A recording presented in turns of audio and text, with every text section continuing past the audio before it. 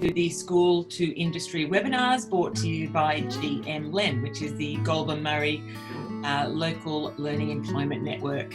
Hello to everyone who is live with us today.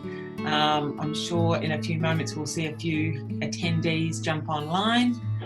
I can see a few of them there already. So down the bottom of your screen, the attendees will see a little chat icon. So click on that and don't be afraid to let us know where you're from, which school you're from, and so we can get a bit of an idea of who we're talking to, and we'll go from there. So I see we've got Holly and we've got Preston who have joined us this morning, so welcome.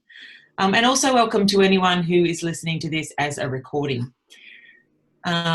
We've organised a series of school to industry webinars with different themes. Last week, as National Careers Week, the theme was based around STEAM, which is the subjects of science, technology, engineering, arts and mathematics, and we had some great conversations with a group of panellists. And this week is Construction and Trades Week. So we kick off today being building and construction. We've got a session tomorrow for plumbing and engineering, and then we round off the week with Thursday being electrical and data telecommunications. So construction and trades industry is another industry that has continued to grow, and we think that in regional Victoria it's set to boom again. It's one of the top industries for jobs growth over the next 5 years. Investment in infrastructure like roads, railway, industry, government and new housing developments means jobs will continue to grow in this sector. So very important for any of our young people who are considering careers in this industry. The demand for skilled workers in the construction industry is growing at a rapid rate.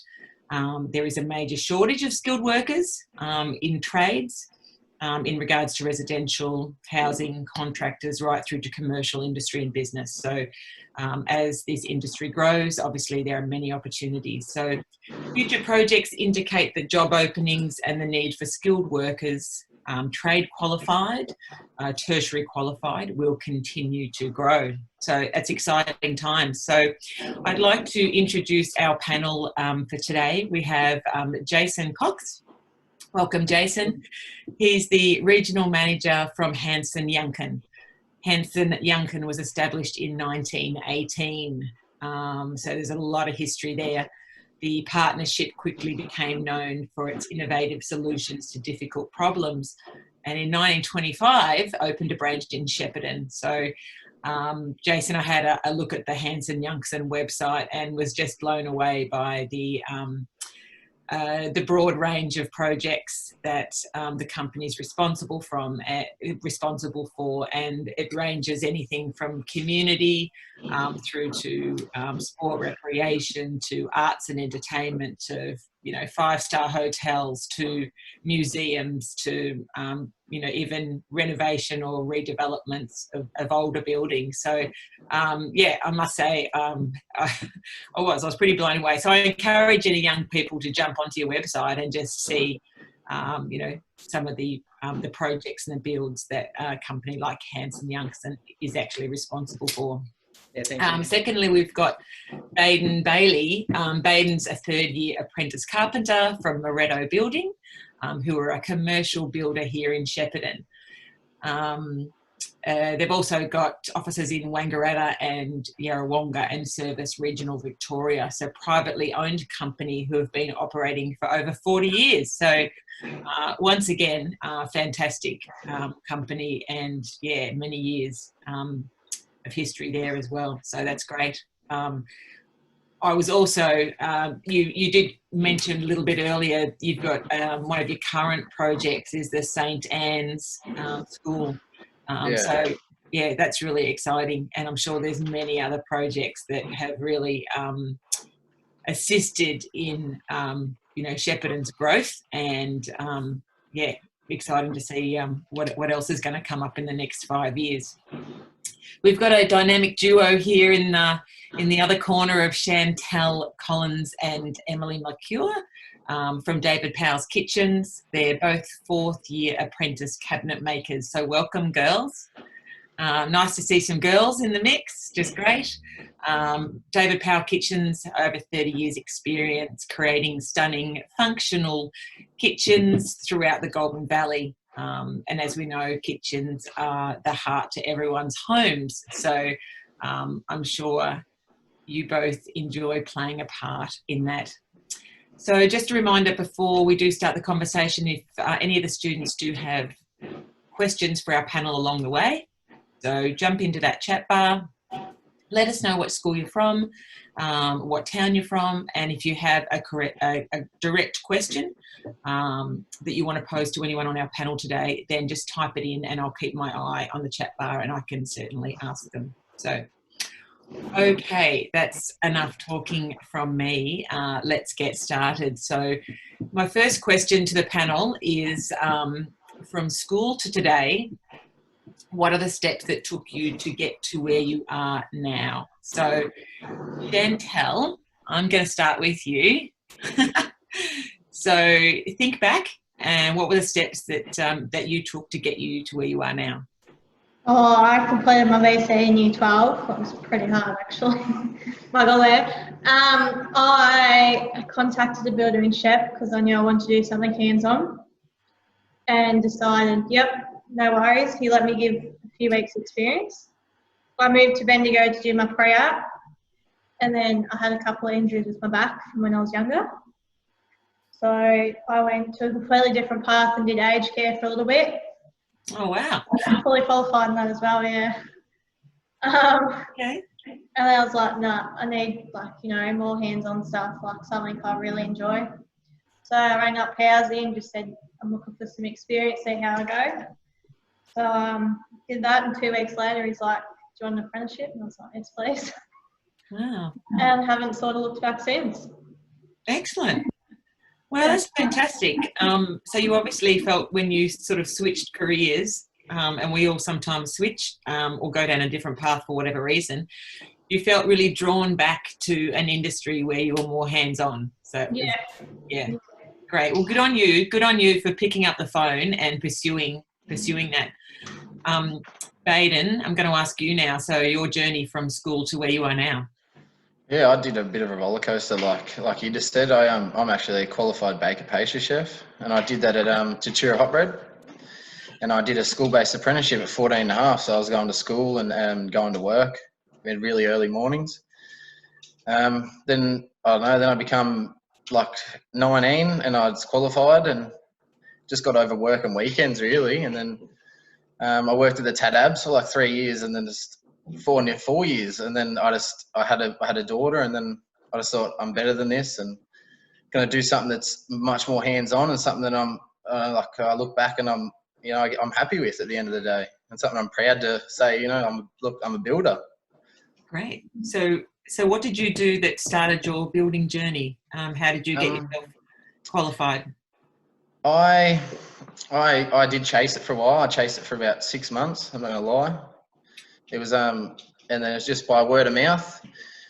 Graham is my wife's stepdad, and he works out at the marketplace, and we do a bit of work there, like through Moretto's. And he just asked if you guys need a labourer or something. He knows a young kid who's keen, and it started pretty much from there.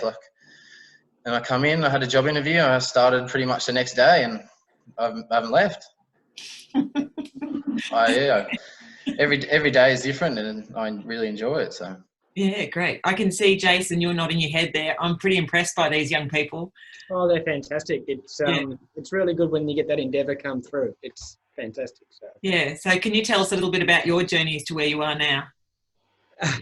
My journey is a little bit longer. I'm 50 years of age, so I've got a fairly long journey, but I'll keep it quite summarised. I grew up in Tongala, so a lot of you guys will know Tongala, and I'm pretty sure it was referred to Pongala when we were going through with other towns. But anyway, grew up in Tonny, went to Kai High. Wasn't really sure what to do as I was growing up, so I just stuck at high school, got to Year 12. Building was something that interested me, but I wasn't sure how strongly I felt about it. I just happened to throw in a university application with architecture and building. I didn't even know what the degree meant I knew what architecture was. I didn't know what building meant. I actually, in the process of that, found some work with E.D. Parsons in Mooroopna, who are an engineering company, and they manufactured plant and equipment for the fruit industry. Didn't really enjoy that, and an offer came through to go to uni. So went to Geelong, went down to Deakin, which for me was a better opportunity than Melbourne because it was more regional. It was more like a big town. Yeah. It was a bit daunting, actually. I was the first in all of our extended families, cousins and aunties and uncles, to go to university. So, yeah, it was probably the first person in our family to move away from home and with any great distance. So, a little bit daunting. About 18 months in, I was going okay, but, money was a bit tight. So I found some work with a cadetship as a quantity surveyor, which is someone who does estimating and pricing of projects, of construction work, and finished off my university over 7 years it took me, whilst I was working sort of 4 days a week and studying. So I stuck at quantity surveying for about 7 or 8 years, did a bit of travel in between, and then after that period of time felt I wanted to move back to the country, and fortunately enough, Hanson Yuncken were one of probably the bigger commercial construction businesses that were based regionally, and they had an office in Shepparton. And our family, my wife was from Kyabram. We decided to move back to the region. So I've been with HY for the last 20 years. So it's been a good move. So yeah, it's been great. Excellent. I could imagine that obviously being sort of the first in your family heading off to uni would have been quite daunting. We sort of seem to, ask around, what's it like? What can I expect? All that type of thing. And I think to Geelong is probably a good stepping stone for regional kids, I think there's a lot of regional kids that do sort of head towards Geelong. They feel a bit more comfortable. It's sort of a bit more like a big country town rather than heading to Melbourne. Yeah. Not to say that's everyone's path, but good on you for, back then, jumping in and going, rightio, let's just see where this takes me and see how I cope. And yeah, just pretty much roll with it. There was no plan. I actually didn't get into architecture, which was what my preferences were. But they offered me building, and I'm actually much better suited to building. So the building program or university degree, back then it was called a Bachelor of Building. I think it's now Bachelor of Construction Management, was much more suited and much more practical. And it just gave me a better role, I guess, in the industry and a better introduction to something that served my strengths. So, I'm glad it fell that way. Yeah, excellent. So we're going to have a bit of a chat about what does a typical day look like for you. So, Emily, can you tell us about your typical day, please? So every day is completely different. On a Monday morning, we normally have a work meeting, and jobs get handed out, like job folders with all the details of every part of the job in it. And so if you have one with what you're doing, you go through it, see what you have to do, get the job ready for that week. If you're fitting it, go out and fit it. And every day is just different, all different jobs. So yeah. So has the job already been obviously quoted and obtained by that stage when it gets to you? Yeah. Yes. Yeah, and what about things like, I'm just thinking about building a kitchen here, colour schemes and things like that? So they're already being organised by David and Kyle before the job comes out. So basically we've just got to build it and install it. That's the job. Yeah, great. So that's all laid out for you? Yeah, every small detail is in the folder we get, from the minors to the major issues and everything. Great. Okay. So I'm going to ask, so what skills or what subjects at school that you might have done help you to obviously decipher that information? Can you relate anything back to very young people listening?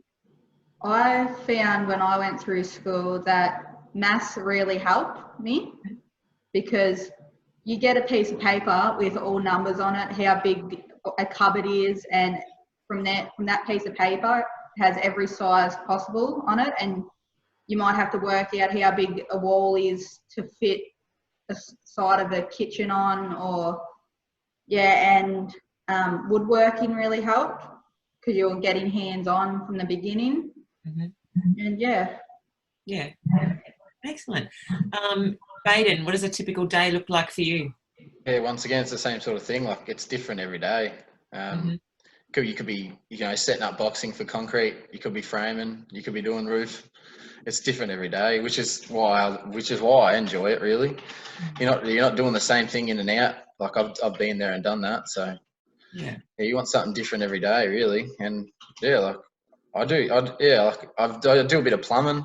The only thing I don't really do is electricity. Like, I don't touch electricity. Yeah, I suppose that's a bit of a special. Yeah, so, but yeah, like being a commercial builder, you do a lot more. Where if you were just residential, you just do it's more just timber framing until the house is built, and then you get to go inside and hang some doors and stuff like that. Yeah. Okay. And I'm guessing there's a real process and there's an order to when things have got to happen. Obviously, this can't happen without this happening first. Correct. Well, you need concrete to put a frame on. Yeah. So concrete frame, and then you go up to the roof, and then you put the roof on so you can work inside when it's raining.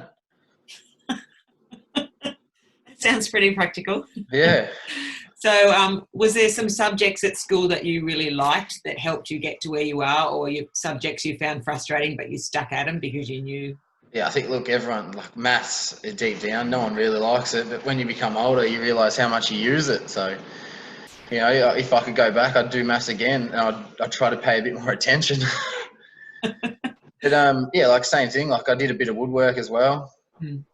But like, I wasn't really sure what I was going to do until I was 22. So So when I was in school, I was just like PE fanatic, really. So it was just And then you became a pastry chef. Yeah.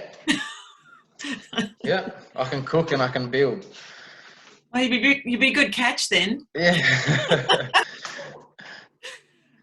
So Jason, a typical day, what does that look like for you? Well, my role as the regional manager is more about organising staff, communicating with clients, negotiating contracts, pricing work and tendering for projects. So it's probably more managerial, I guess, than hands-on these days. But it's jumping around a lot and managing different issues as quickly and as effortlessly, I guess, as it needs to be. So it's more about working with people and trying to lead a team to achieve some results, which is a real challenge at times. So were these skills that you progressed as you worked your way through the company, or did you go and do some extra training in regards to leadership or training or HR, how to deal with staff, those types of things as your role progressed? Did you go and do further training, or was this something that was provided to you on the job?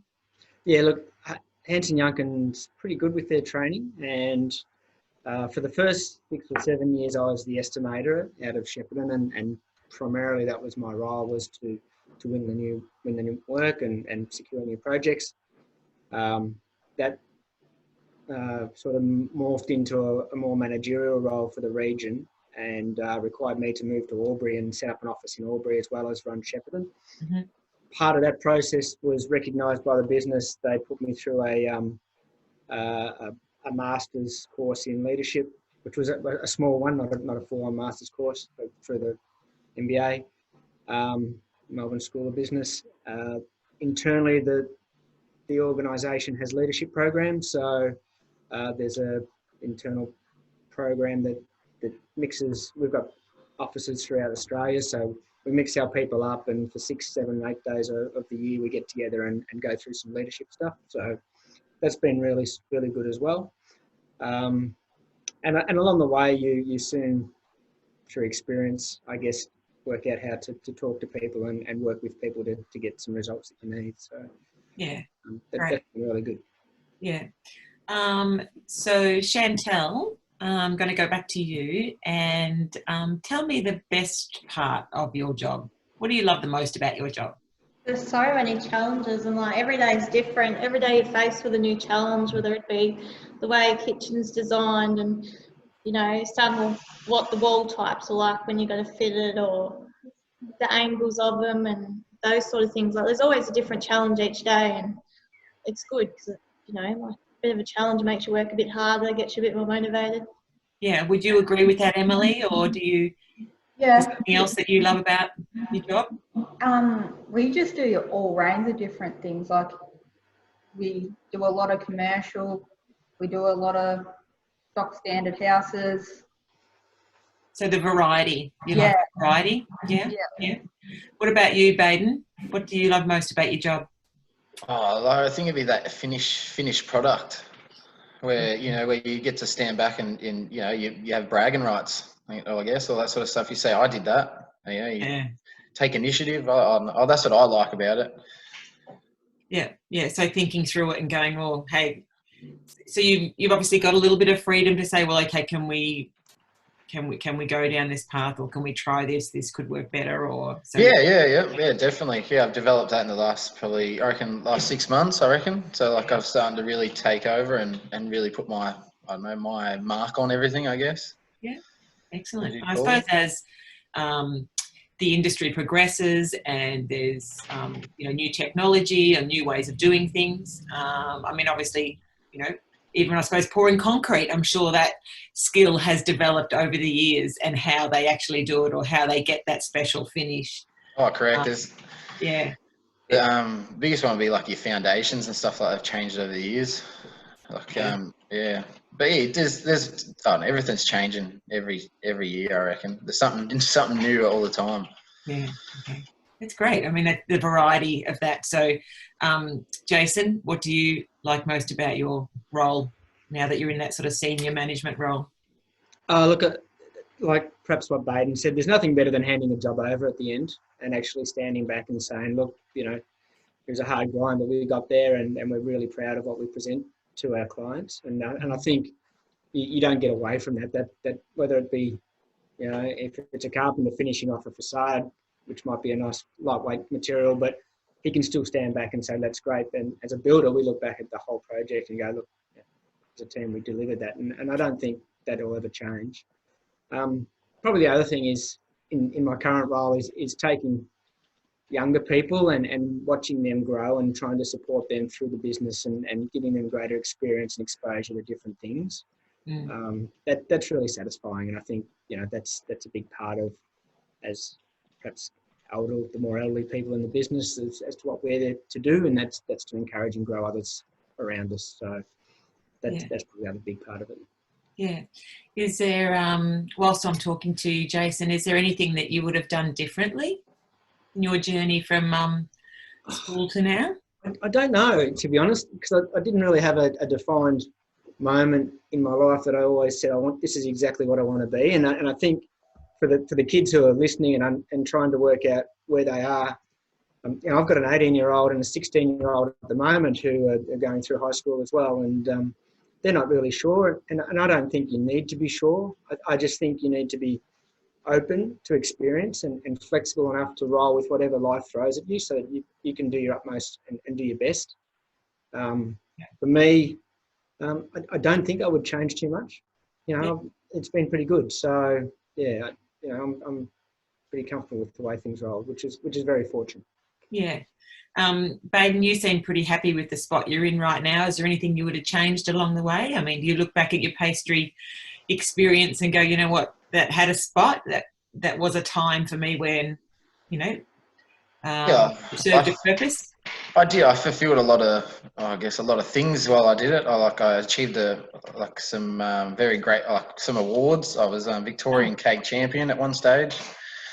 I wouldn't take it away, but if I could go back, I would have liked to have started this earlier. Just like I always, I find myself there's so much to learn in this industry, and I just wish I was there. And I knew it all already, but it just takes time and all that sort of stuff. Yeah.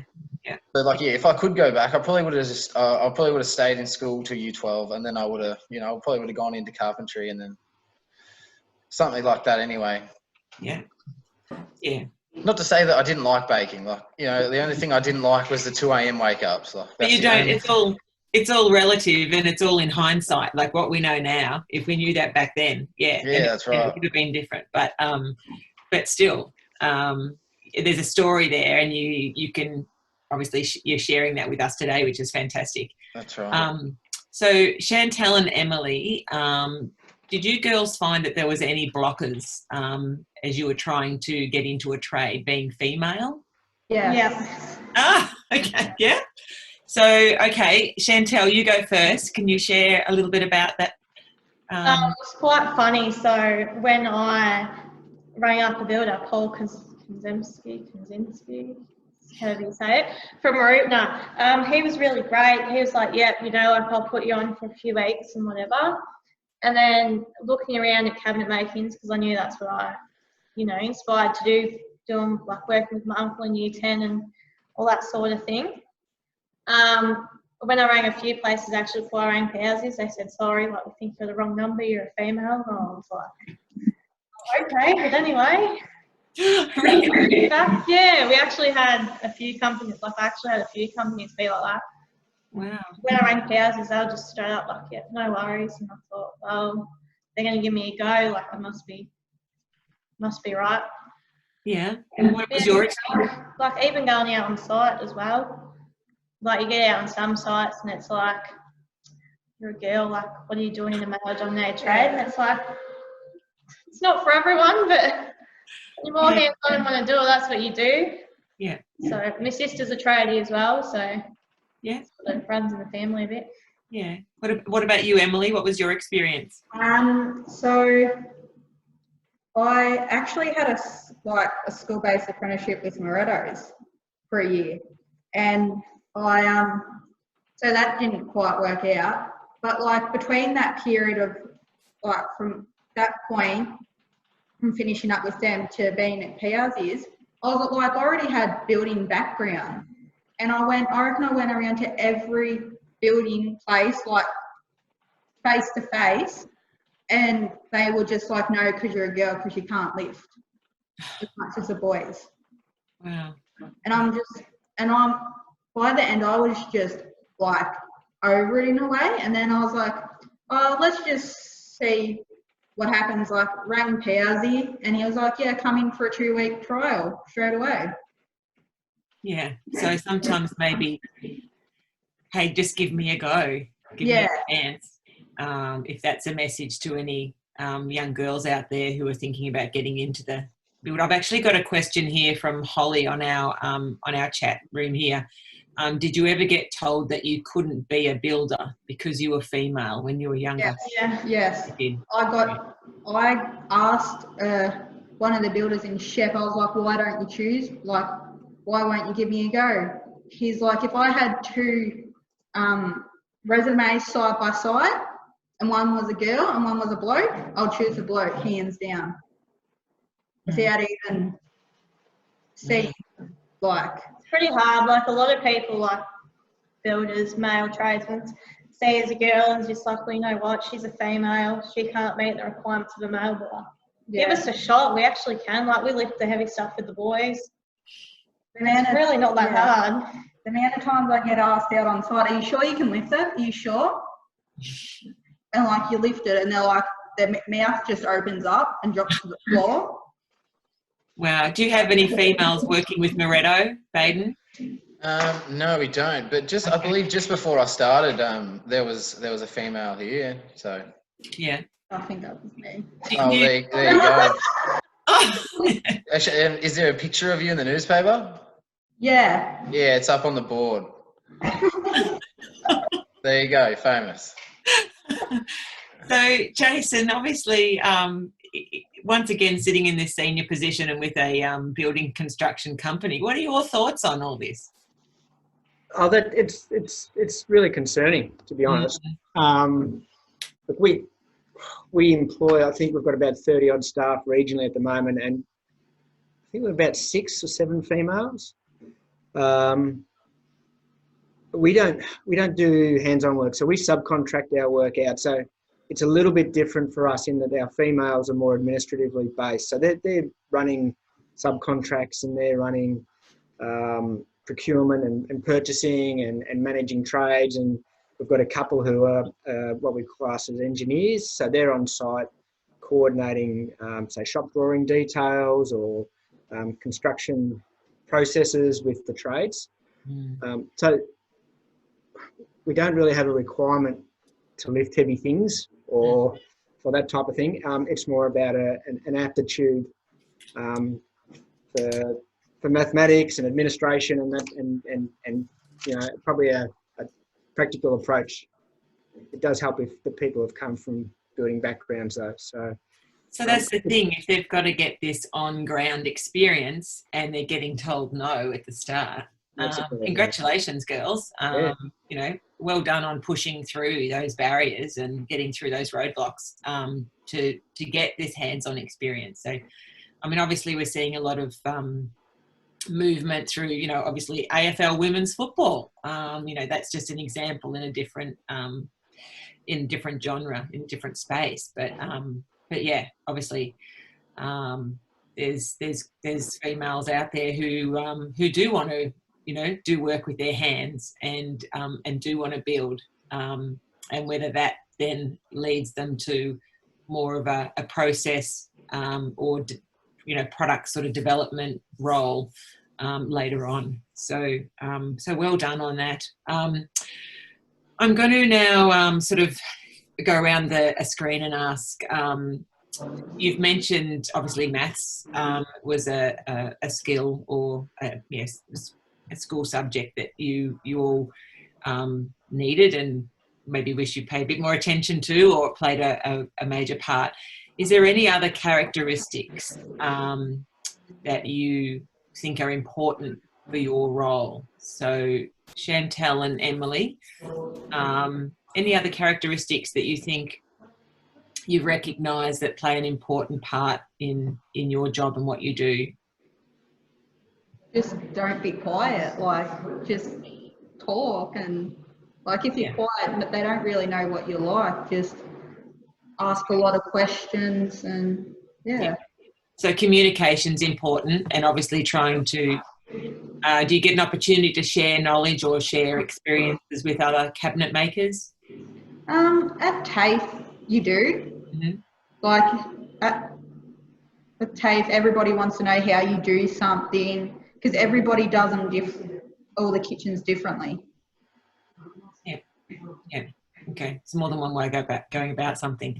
Baden, what about you? Any other skills that you think play an important part in your role? Just like a can-do attitude's massive. Like if you see by the two girls, like they didn't give up. You know what I mean? Like myself, I didn't give up. Like you keep pursuing what you're after, and eventually you'll get there. Yeah. And if you got that can-do attitude, it'll get you past that first stage too. Yeah. Do you think a knockback just pushes you forward? Yeah, that's how you should allow it.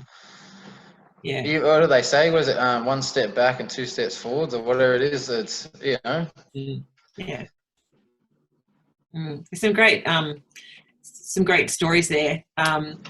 So Jason, for you, any other characteristics that you think our young people, so maybe I'm going to ask for your advice here in regards to, in reference to our young people, any other characteristics that you think that they need to zone in on?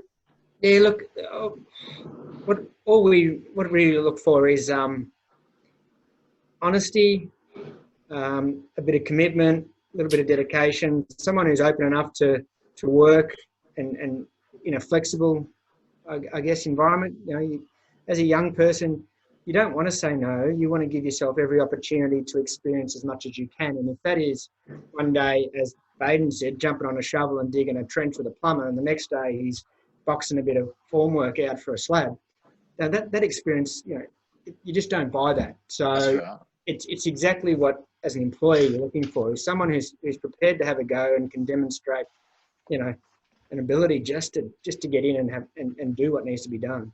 And Yeah. that attitude is enormous. You can teach skills, you can't teach attitude. So that's what we look for. Excellent. I've had a question come in from one of our attendees. I'm going to throw this one to you, Baden, and then move on to the girls, being the younger ones in our panel today. Are you scared that you will stuff up on site, and then what will people think? Look, you can always fix something. You Yeah. can always fix something. You know what I mean? Like there's, you can never stuff it up too much. You can always fix. Main thing is that you don't hurt yourself. That's some good advice. Yeah.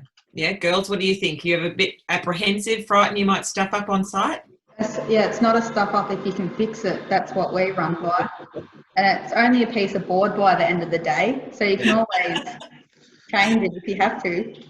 Yeah. Like we'll go out and file the qualifiers and they'll be like, all right, do it your way, no worries. And like if we make a mistake or whatever, he goes, okay, you've learnt your way to do it. This is a simpler, easier way. So it's always an easy fix. It's never, it's buggered, just can't fix it. Like there's always a solution. If there's a problem, there's a solution. Yeah. Do you agree with that, Jason? Yeah, I mean, obviously, absolutely. some of the, Yeah, look, yeah, we've all made mistakes, and as long as you've got good people around you who recognise that, a mistake's a mistake, and the guys will learn from them. That's all you can ask for. And yeah, particularly as Baden says, we just don't want anyone getting hurt. So, miscutting a bit of board or a bit of timber is not a big deal. But as long as no one gets hurt, that's the primary objective. yeah. And do you think too, at the time, girls, and also to Baden, that maybe when that mistake happens, or stuff up, or whatever you want to call it, is it best just to go, put my hand up, okay, made a mistake here, I've done this wrong, rather than letting it go on for maybe a couple of days and then someone else finding it, or that's when you're in trouble. Yeah. Okay. When someone else finds it and you haven't admitted to it or tried to fix it, like first step is you say, look, I've stuffed up here. How can we fix it? Or you can take it upon yourself if you feel you can fix it without anyone noticing, which is good. Like if you can get it done before anyone else notices, then good on you. Like that's the main objective. You know what I mean? Like, yeah. Excellent. And it's not easy. It's not easy to put your hand up and go, I've made a mistake here. And whether it's a simple mistake, a big mistake, or something that's going to be very costly, I think your employer would appreciate the honesty in saying, right, I'm putting my hand up right now because I need some help to fix this. Or, hey, or Baden, you've been able to share experience with maybe someone else saying, you know what, mate, don't worry, I stuffed up and did this wrong last time, and this is how I fixed it. So, yeah, that's right. Yeah. So, which is a great way. Okay. So, Chantel and Emily, what tips have you got for our young people as they look towards their future and deciding their careers, if it's in construction and building? Never give up. You'll find your job. You'll find the right employee who's meant for you, and Sounds great. Just keep hacking at it, and you'll get there. And I'm at the same. Like don't give up. If you've got a goal, work towards it. You get knocked back, you step right up front again, and keep going. I really like that. Say, you can't do this, you can't do that, because everyone can do whatever they want. Yeah. It's not about you're a female, you're a male. Like, if you believe you can do it and want to give it a shot, then do it. Mm. The best part is they tell you can't do something, and then probably 2 months down the track, you're doing what they told you couldn't, and you just like, if they say you got the biggest smile on your face and it's like, look what I can do, and you told me I couldn't. Yeah, I think, and I just want to also touch back on what you said, Emily, around finding the right employer that suits you. You're not going to have a great time at work if you don't feel like you're supported, you're encouraged. So I think that is also a great point as well. And obviously at David Powell's Kitchen, they have given you two girls an opportunity and you've grabbed it with both hands and you're giving it a red hot shot, which is fantastic. We're just all a big family here. Like, they just treat us like one of the boys. They give us as much smoke and we just give it back. It's pretty good. Part of the team, part of the crew. Yeah, that's great. So Baden, any tips you'd give our young people as they go down their path of their searching for their career? Yeah, first of all, I'd have to say is like, like don't stop trying and give everything a go. If someone says, "Do you want to try this?" Say yes, I'll have a go. And that's the only way you're going to find out whether you like it or not. Mm. And yeah, like that can-do attitude that gets you far. That gets you far. If someone says, "Can you do this?" and you just say, "Yeah, I can do that," that's especially what everyone's after. Yeah. And do you think education plays a big role in? Yeah, of course. Yeah, I only did year 10, so I can't really, but I jumped straight out of, so I had to finish year 10 to get my school-based apprenticeship. So yeah, like of course it plays a major role. Yeah, great. And Jason, any tips from you for our young people? Look, I think irrespective if you want an apprenticeship or a trade or a cadetship, going as far as you can in high school is pretty important. Maths, which we've spoken about, very important. The other one that is coming through quite strongly at the moment is English, and some of the guys that come through, particularly for us, you need to be able to structure a letter or structure an application or just have a bit of basic English about you. So don't ignore your English. That's pretty important as well as you start to progress through the industry. So other than that, stick at what you want, give it a go. It is just about having a go and demonstrating a bit of commitment. So that's all as an employer we'd be after. Yeah, and that's great to hear that. Okay, you might not be constructing big pieces of creative writing in your role, but being able to put together a resume and to be able to communicate to a future employer how passionate or driven you are to get into this field. Yeah. And as you said, many employ for attitude rather than skills, because you can learn on the job, and there's many employees these days who have obviously lots of training available. Yep. Jason, if you were to look back, is there any advice you would give your younger self today? It's a big question, I know.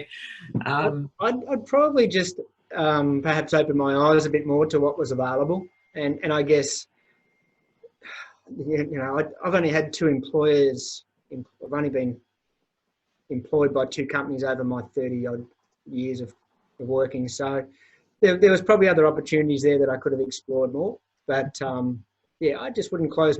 I'd say to people, don't close your mind to different things. So okay. Yeah, great. What about you, Baden? Is there any advice you'd give your younger self? Yeah, just don't jump at the first thing that comes across.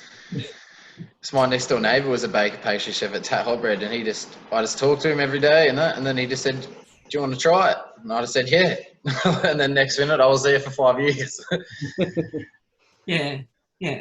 But still, that just goes to show you can do attitude, and that you jumped in to try something and have a go.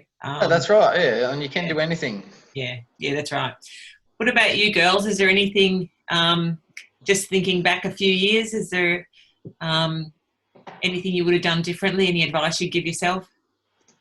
Like focus a bit more on school. Focus a bit more on school? Yeah.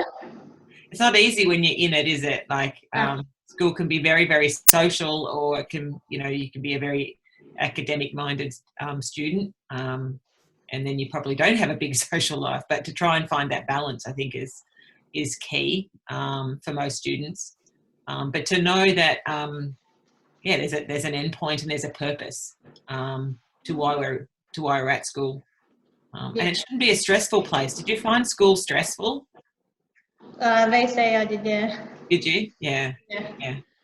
Because at that point in time for a young person, there's a lot more stress to come, isn't there, Jason? Around mortgages and.